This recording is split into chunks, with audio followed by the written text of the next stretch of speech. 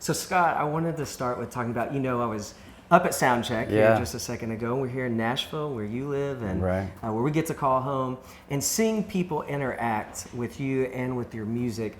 Do you consider this tour of some sorts maybe a reunion with your audience and these longtime listeners, or in some ways even a reintroduction? Well, the last 3 years I toured before I put this record out. So I was still connecting with the audience. But I think with the new record, it is a reintroduction. It's a rebirth, if you will, in terms of where I'm at in my life, what I've gone through over the last 6 years, and being able to share that with them through music, as well as what I share on stage. So it is a rebirth in a way, and kind of a just here's where the story is now. A new level of connection, it seems. I mean, I also think about the people who are here, the people in your audience, the people who have stuck with you for years now, decades now, if you think about that. They've been on quite a journey with you. Yes, they have. Those past 5 or 6 years, since 2014, since we really kind of saw the response, or what depression mixed with drugs, and the beginning of your awareness of mental disorder and bipolar in your own life. Do you feel like, in some ways, that this is you in new skin with the same people? Oh, it's absolutely me in new skin. Definitely 5 years of sobriety has really, reconnected me with my authentic self and given me a clarity that I haven't experienced in years. It's akin to a spiritual awakening in a sense, and knowing the underlying issue, which after it got flushed out was just depression, which was a blessing in disguise to finally get the real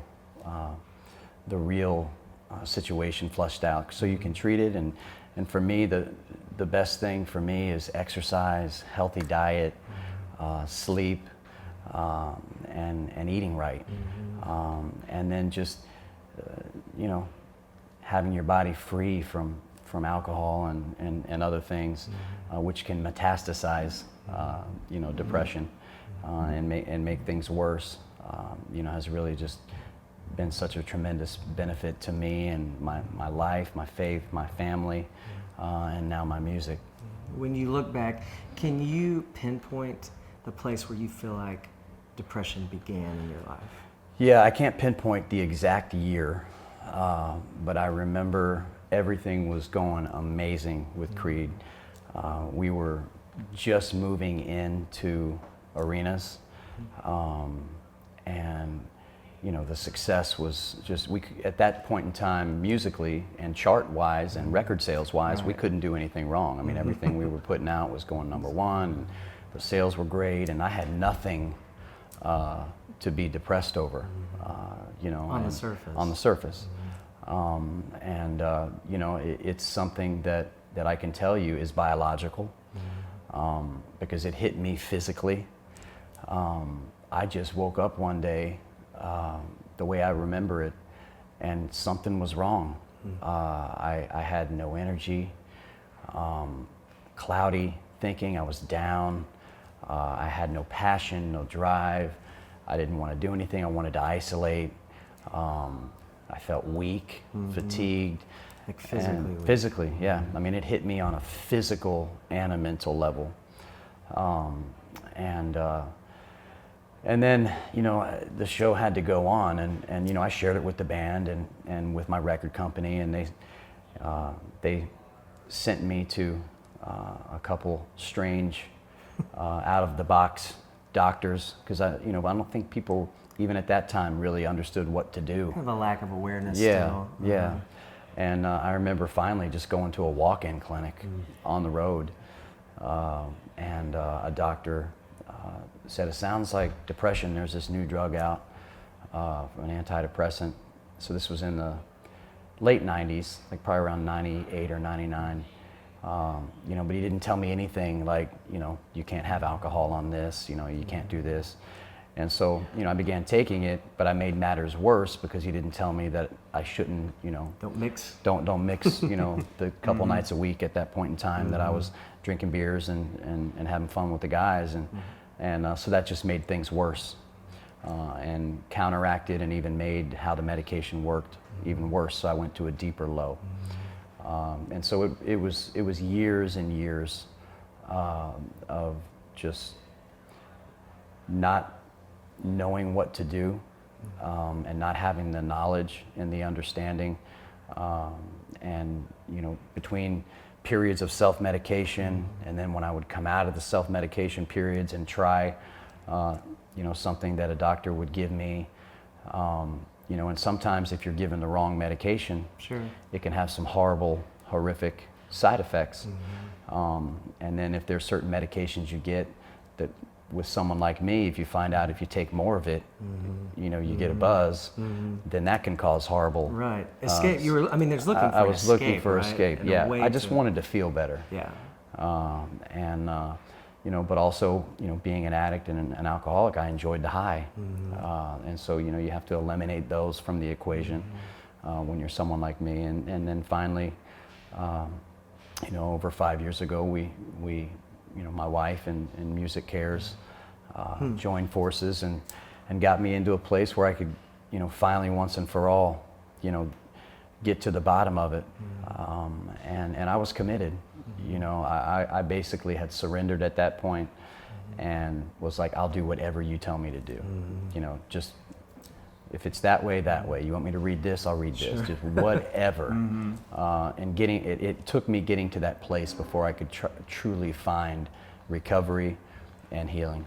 Can you even associate with the Scott Stapp that was in those shoes, that finally when you say committed, which is such an interesting word, right? We think about people being committed, but it's actually seems like quite an act of surrender, an act of giving over and saying, help. Yeah, it's You know? it's an absolute act of surrender, and basically not letting go of control, and just surrendering to the process, and you know, for me, I had to reach a breaking point of just, you know, you got to reach a bottom. Everyone has to reach a bottom at some point, especially if they're trying to get sober, and hopefully not when it comes to mental illness, but even addiction and alcoholism is a mental health issue.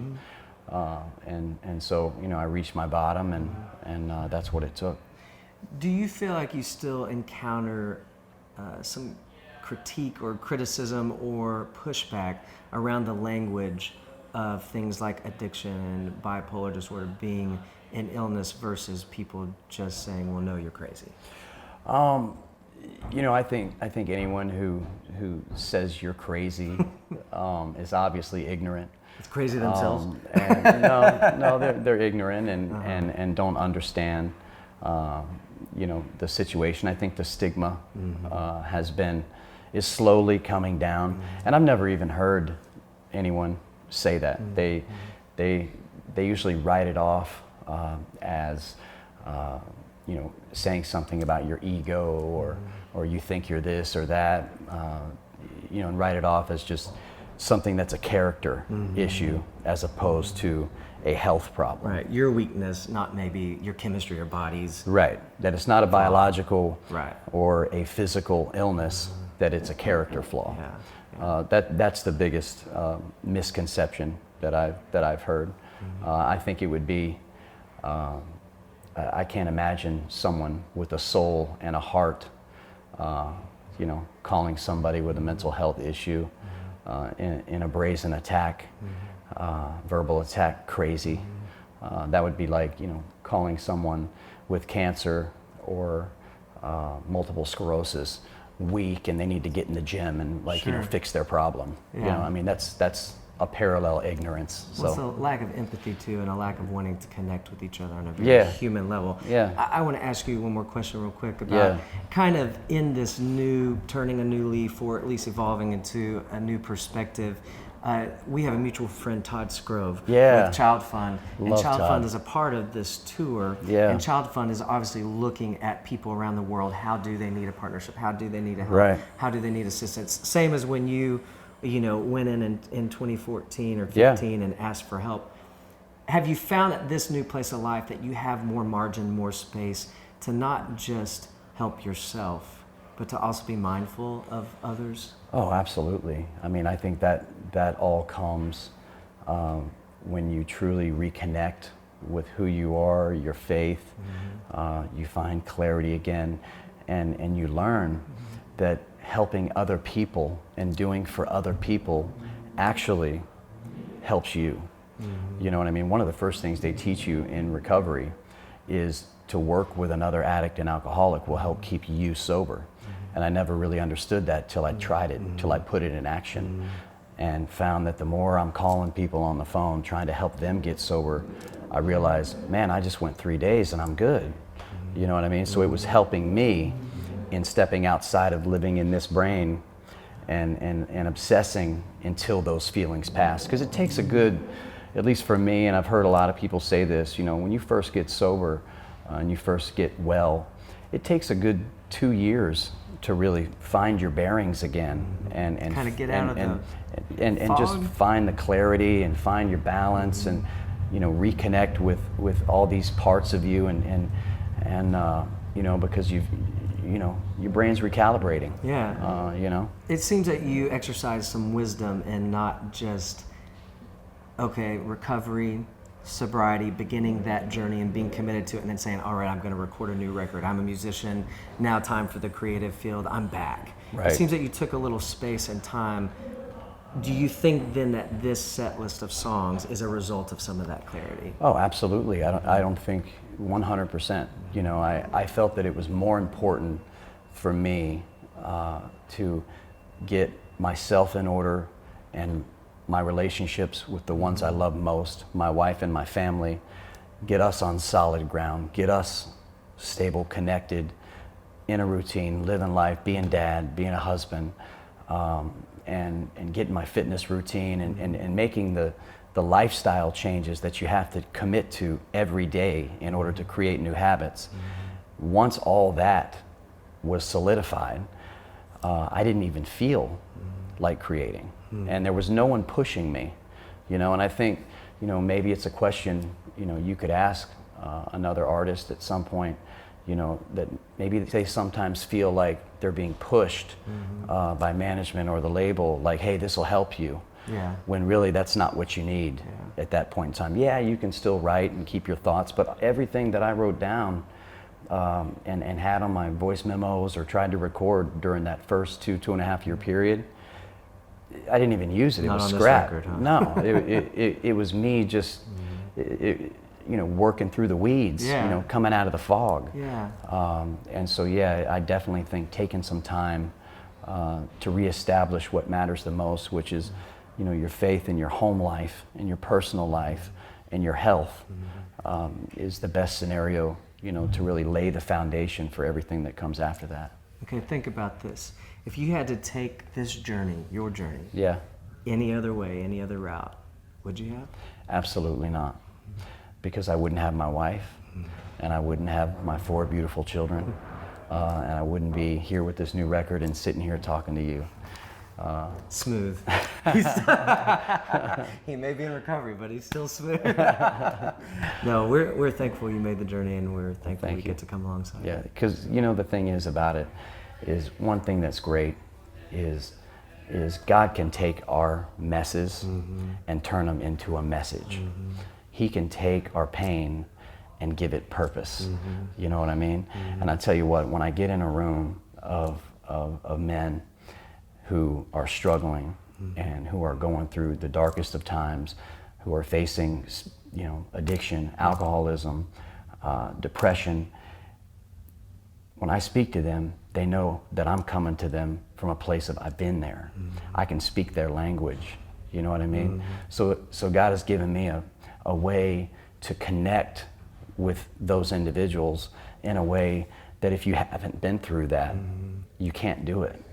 You know what I mean? Yeah. And so it's now a way that you know, and that's why I wrote the song "Purpose for Pain" on the record, because I really feel like with many different things in our life, it doesn't just have to be alcoholism and addiction. Mm-hmm. You know, it could be child abuse. It could be you know a battered spouse. It could be anything that we go through in life that's painful, traumatic, trauma, or just any life experience that's tough, difficult, or any failure that we have.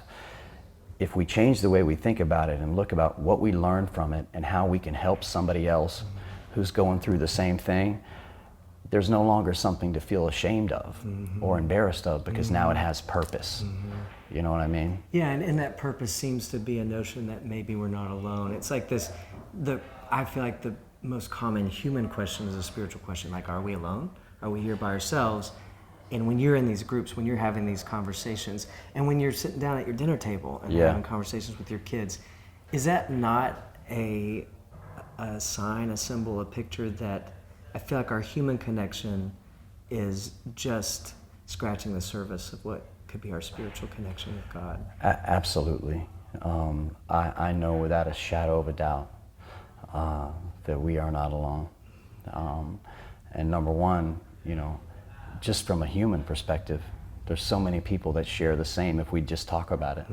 But then on a spiritual level, you know, the things that I felt and seen and gone through has given me the ultimate confidence that without a shadow of a doubt, we're not alone. Yeah, man. I like it. All right. Thank you. Thank you.